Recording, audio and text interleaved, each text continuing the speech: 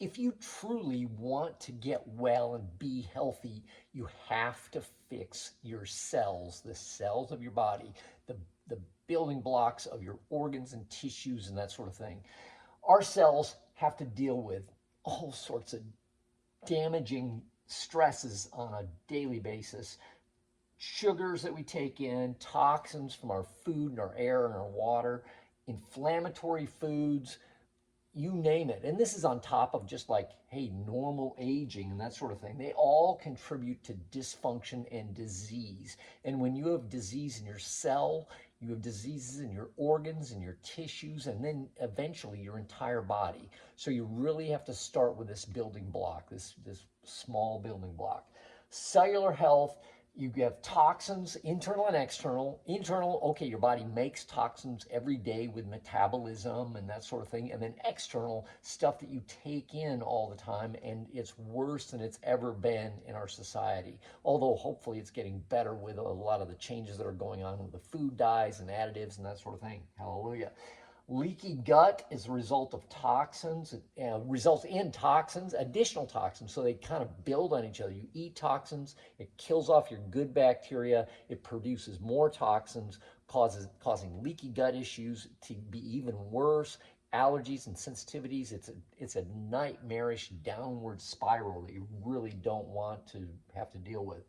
And then you'll get lack of nutrient absorption when your guts aren't healthy. They can't absorb the stuff from your food well. Even if you're eating well and you don't have a healthy gut, you won't be healthy because you can't absorb the food that's there.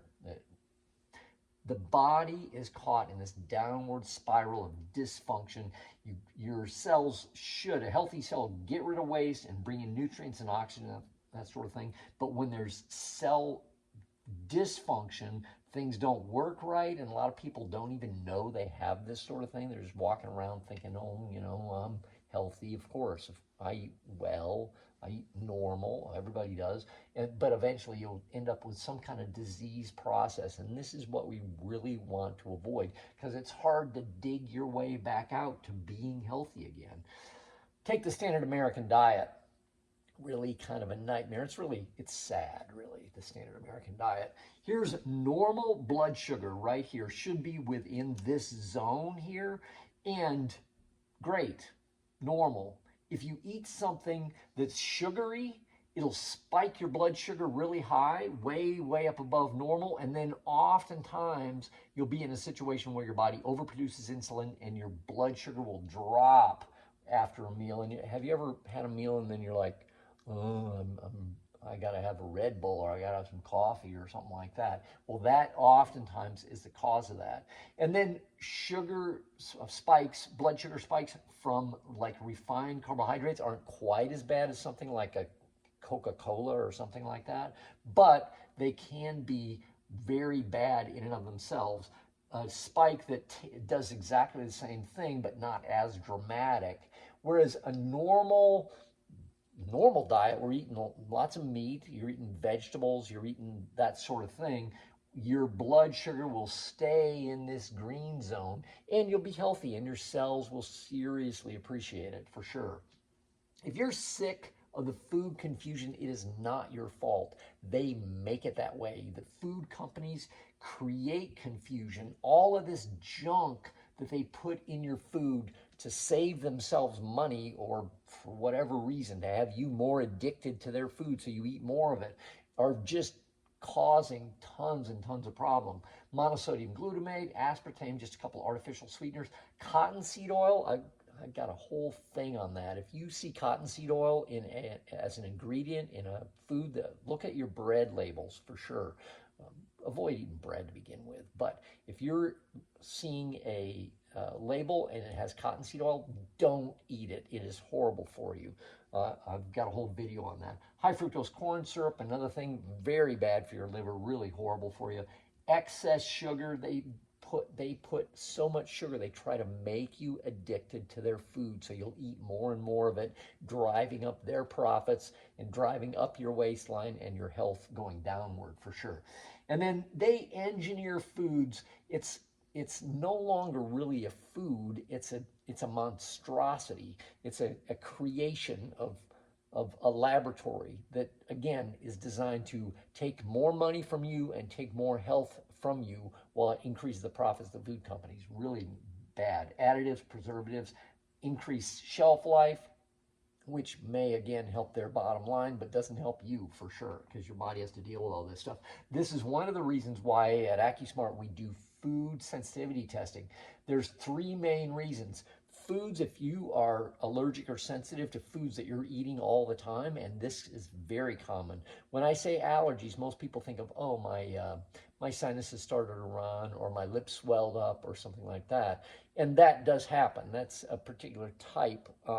But there's other types of allergies where they are delayed and they can take 24, 48 hours to show up. So you are eating stuff and you don't even know it, that you're allergic or sensitive to it. So you eat this stuff all the time and your body's like, what are you doing to me? Stop doing that. And there's no way to really know it unless you test for it. But these foods are harming your digestive system, and then eventually are harming your immune system, because your immune system's on this high alert all the time, because you're eating stuff that your body says, hey, I can't handle this stuff, so your body attacks it. But when your body's immune system is on high alert constantly, you'll be in a situation where eventually your immune system gets like tuckered out, and then you'll catch everything that comes along. It's a bad downward spiral that you really want to avoid. Possible symptoms of gut problems: constipation, bloating, diarrhea. If you have alternating constipation, diarrhea, that's really a sign that you're having gut issues. Gas, digestive dysfunction, stomach problems, this sort of thing. But then there's other symptoms that can go along with this. And I have whole videos on the gut-brain axis. Anxiety and depression are a couple of big symptoms that go along with gut problems. You might not know that, but your intestinal tract makes more neurotransmitters than your nervous system does. It's really amazing. It's a big connection between the two. ADHD, particularly in children, although this can happen in adults as well. Brain fog, skin issues, headaches, joint pain, fatigue, all sorts of different symptoms can result from gut problems. 50 million people, that's 1 in 6 Americans, have some kind of autoimmune problem. And when that occurs, it can affect any part of your body. Your body basically sees problems in the foods that you eat and recognizes some part of that looks like other tissues in the body. Oh, it looks like your joints. You have arthritis that caused by, like, I don't know if you've ever heard of like psoriatic arthritis. It's kind of similar situation. Or that it can affect your brain. It can affect your skin.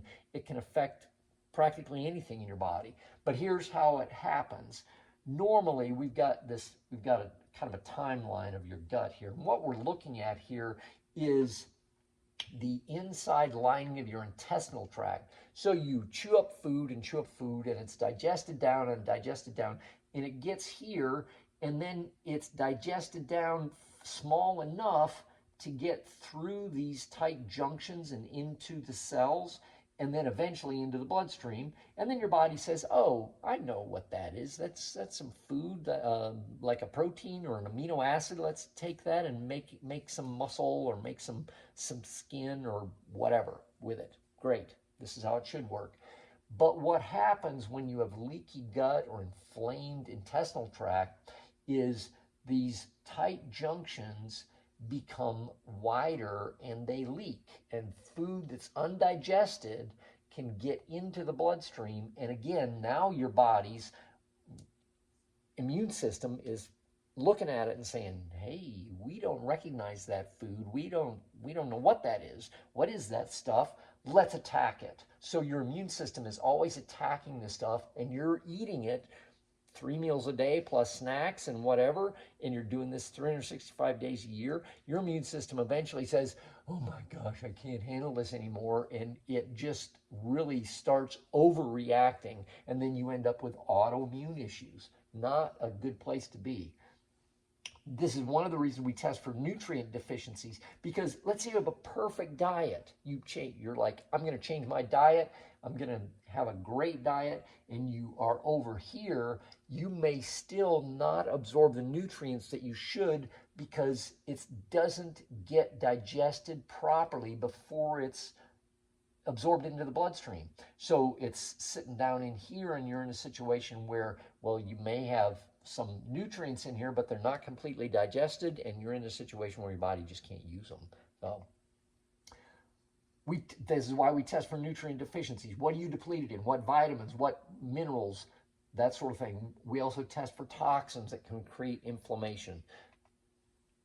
This hopefully is starting to make sense to you, especially if you watch some of my other videos. I'm trying to bring people along with this and have them have an understanding that your doctor is not looking out for you in many ways, because they're following big pharma's, basically following their desires and their way to, hey, this is the business model that we use, and it's not good for your health, it's good for their bottom line again.